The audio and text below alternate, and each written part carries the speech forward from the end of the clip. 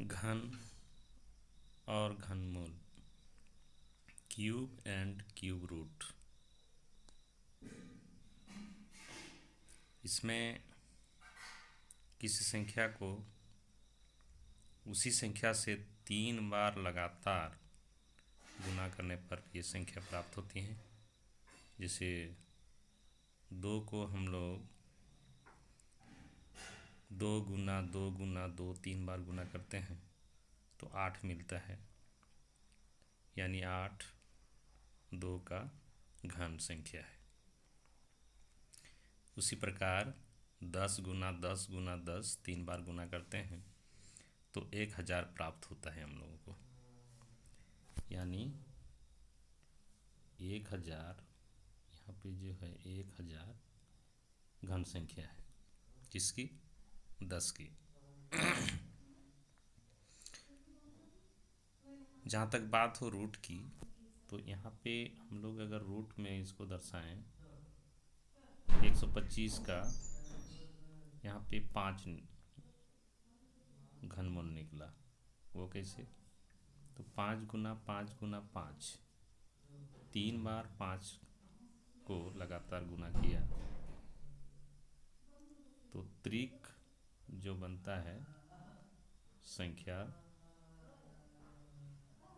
वो घन संख्या 125 का घनमूल 5 हुआ। इस तरह से इस पाठ में हम लोग अभी देखेंगे कि पूर्ण घन संख्या क्या है, उसका घनमूल कैसे निकाला जाता है। यहाँ पे अपने देश भारत का एक महान गणितज्ञ एस रामानुजन के जीवन से जुड़ी एक कहानी है। एक बार उनसे मिलने एक अन्य प्रसिद्ध गणितज्ञ प्रोफेसर जी.एच. हार्डी एक टैक्सी में आए, जिसका नंबर था 1729। रामानुजन से बात करने के क्रम में हार्डी ने इस संख्या को नीरस डल संख्या बताया। रामानुजन ने तुरंत बताया कि 1729 वास्तव में एक रोचक संख्या है।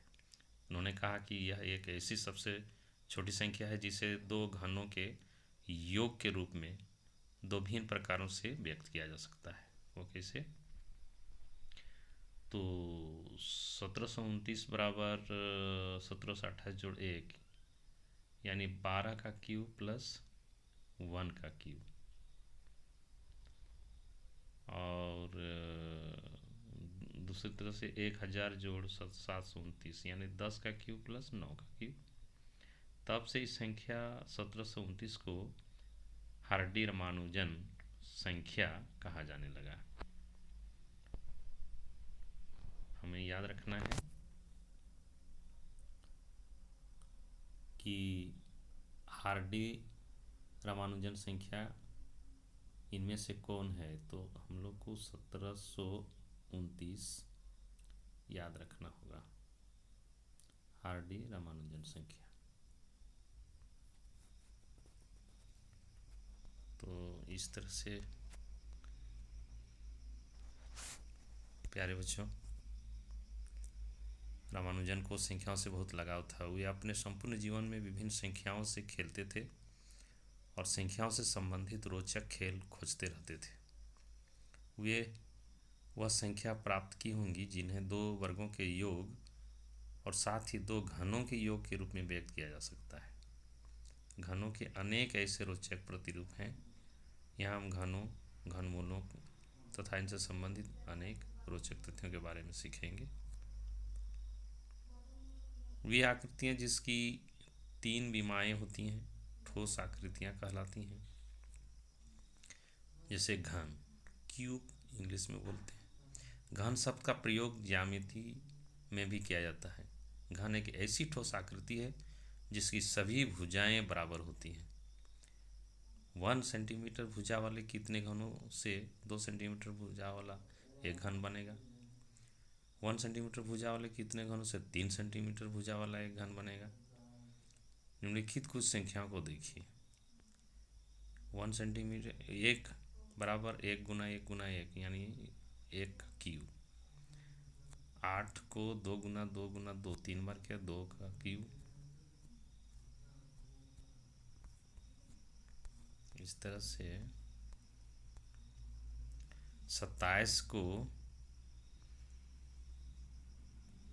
गुणनखंड के रूप में लिखें तो 3 गुना 3 गुना 3 यानी 3 का क्यूब। उसी तरह से 125 को हम लोग कर सकते हैं यहाँ पे 5 गुना 5 गुना 5 बराबर 5 का क्यूब।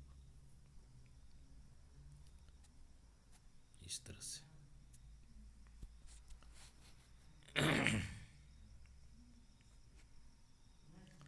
यानी अब हम लोग जान सकते हैं कि ऐसी घन संख्या जो किसी प्राकृत संख्या को स्वयं से 3 बार गुना करने से प्राप्त होती है, पूर्ण घन या घन संख्याएं कहलाती हैं। 3 बार लगातार उसको हम लोग गुना करते हैं।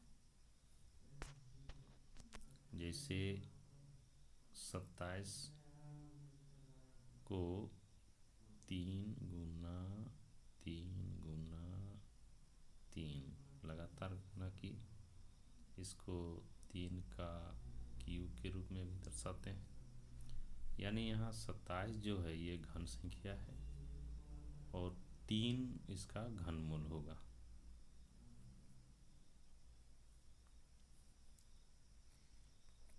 इस तरह से हम घन और घनमूल एक चार्ट के माध्यम से भी इसको देख सकते हैं। 1 से 10 तक घन संख्या हम लोग प्राप्त कर सकते हैं और फिर जो सारणी में दिया हुआ है, सारणी 1, देखिए सारणी 1 और सारणी 2, यानी ये सारणी 2 हुआ और ये सारणी 1। इसको आप लोग चार्ट बना करके अपने घर में टांग सकते हैं। जिस कमरे में आप पढ़ते हैं, स्टडी करते हैं, चार्ट पेपर पे इसको बना करके आप टांग सकते हैं। और फिर एक्सरसाइज जो है बुक में जो प्रश्नावली दी हुई है, इसकी सहायता से, इसके उदाहरण की सहायता से आप बना सकते हैं।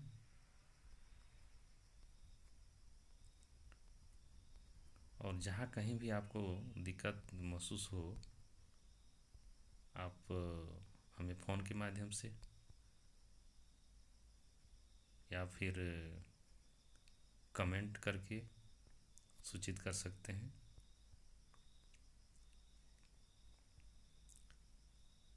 प्रश्नावली 3.1 कौन सी संख्याएं पूर्ण घन हैं? इसके लिए आपको गुणनखंडन विधि का उपयोग करते हुए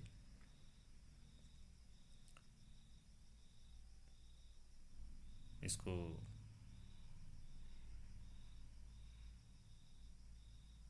निकाल सकते हैं।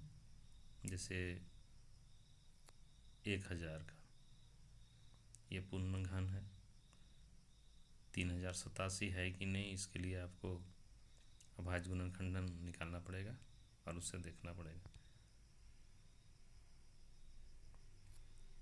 अभाज्य ही नहीं बल्कि गुणनखंड त्रिक होना चाहिए, एक ही संख्या को 3 बार लगातार गुणनखंड में आना चाहिए, तभी हम कहेंगे कि ये पूर्ण घन संख्या हैं, अन्यथा नहीं। करके देखिए, उसके बाद हमें फिर बताने का प्रयास कीजिएगा। इसको देखने के लिए आपको बहुत बहुत धन्यवाद। चलिए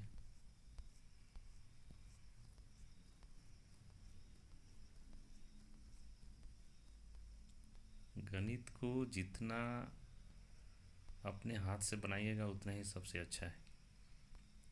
अगर गणित को छोड़ दीजिएगा तो गणित तुम्हें छोड़ देगा। इसलिए प्यारे बच्चों, मैथ को माथे पर टिकाने के लिए एक्सरसाइज बहुत ज़रूरी है। विदाउट एक्सरसाइज ये टिकता नहीं, क्योंकि इसका नाम ही है मैथमेटिक्स, मैथमेटिक, मैथमेटिक्स। चलिए, बहुत बहुत धन्यवाद। फिर मिलते हैं अगले टॉपिक के साथ।